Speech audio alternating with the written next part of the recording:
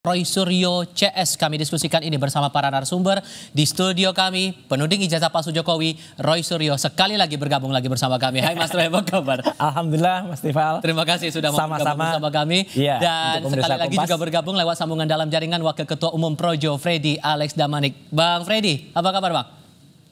Alhamdulillah baik, selamat sore Mas, selamat sore Mas. Yo sore. Ya, terima kasih sudah bergabung bersama kami. Saya mau ajak Anda dulu untuk melihat, ini yang mau kita diskusikan.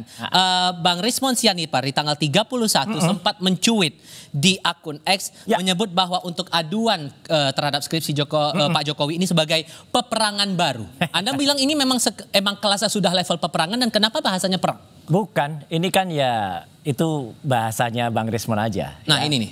Betul, tapi artinya gini, ini sebenarnya hal yang biasa. Kalau kita lihat kemarin misalnya ada kasus lainnya ya. Ada kasus terbunuhnya seorang mahasiswa UGM namanya almarhum Mas Argo. Ya, yang belum lama ini ya. Belum lama ini gara-gara ketabrak BMW. Ya.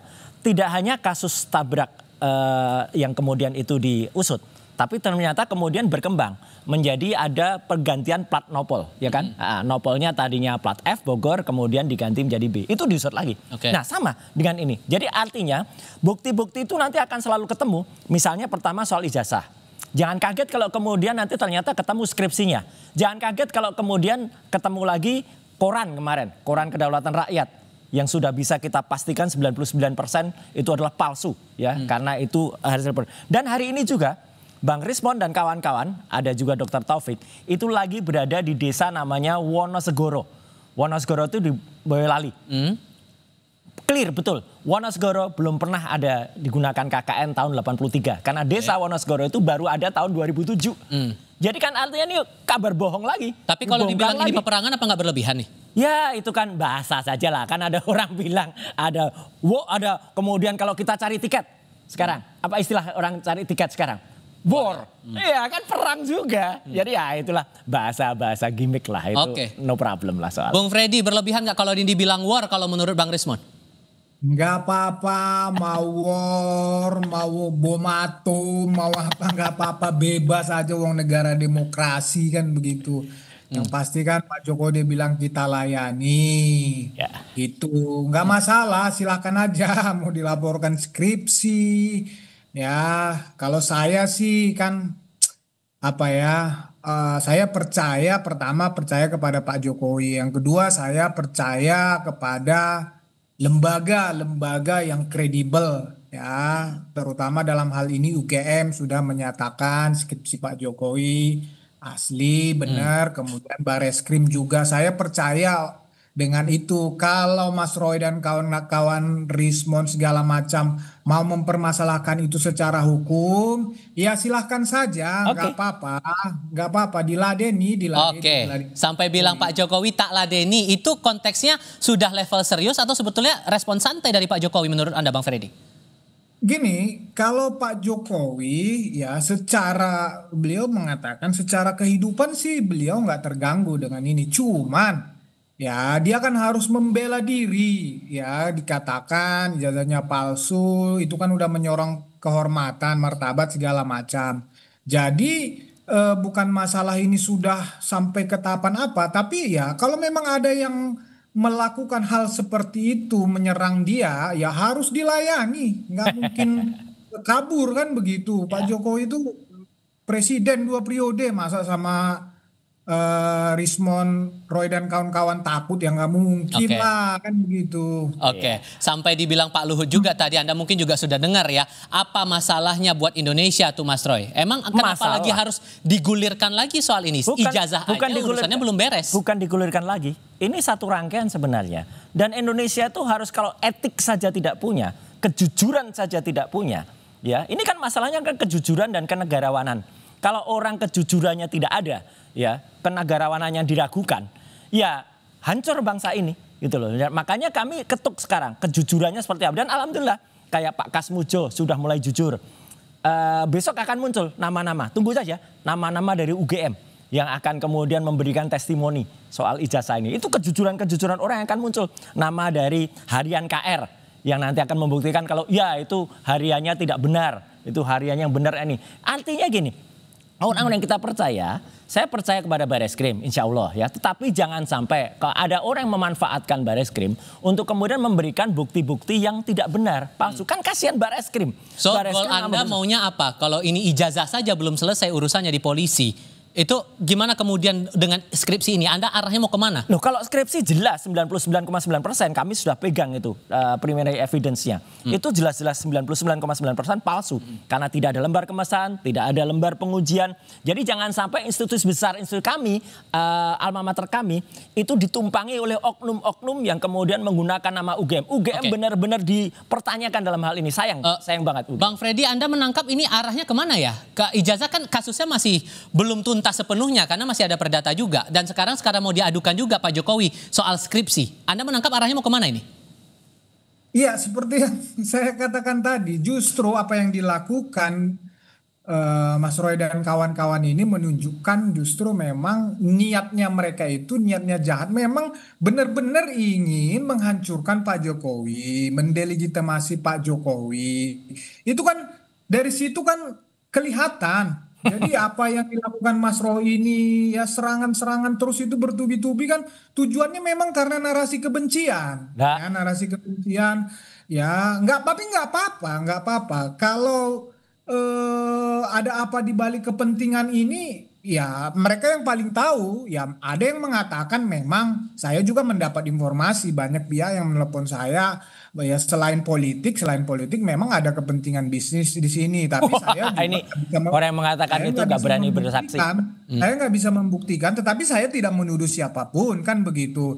Jadi mereka yang paling tahu apa tujuan mereka. Tetapi sekali lagi Pak Jokowi bersama-sama dengan seluruh pendukungnya yang pasti siap melayani sampai manapun. Ya. Mas Roy ini cuma percaya kepada yang seperti dikatakannya tadi. Ya, orang-orang yang katanya nanti akan muncul-muncul itu, dia percaya sama yang seperti itu. Tapi kalau dari pihak yang UGM, Bareskrim, segala macam ada teman-teman Pak Jokowi, nah itu dia nggak percaya. Ya nggak apa-apa, silahkan aja. Nanti kan diuji di pengadilan. Nah, pengadilan Sleman sama Solo udah menyatakan ada itu tergugat intervensi. Nah itu ditolak hari ini.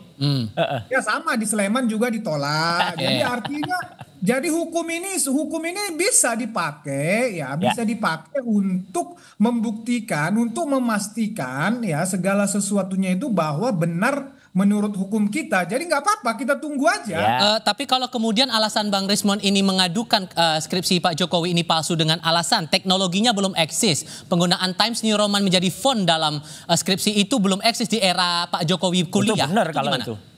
Cukup beralasan nggak menurut Anda? Saya tidak paham secara teknis dan saya tidak akan masuk sini. Tapi yang mau saya bilang adalah Bareskrim sudah melakukan sampel ya, udah mengambil sampel skripsi teman-teman seangkatan segala macam. Nah, saya percaya itu dan saya percaya UGM apa yang UGM sampaikan itu sudah cukup sebetulnya bagi saya ya, bagi teman-teman, bagi Pak Jokowi. Tetapi kalau masih dipermasalahkan, ya monggo, nggak ada masalah.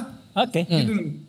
So data pembanding apa yang mau Anda tunjukkan nanti untuk kasus? Jangan lupa, Bareskrim itu bukan malaikat. Bareskrim itu bukan yang selalu benar. Kita ingat kasus Joshua.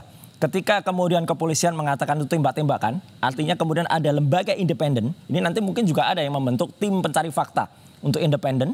Akhirnya menemukan waktu Joshua itu akhirnya itu penembakan atau pembunuhan dari seorang polisi yang kemudian kita tahu namanya adalah Sambo waktu itu. Sama, jadi kalau nanti ditemukan ternyata KR yang digunakan harian kedaulatan rakyat itu palsu.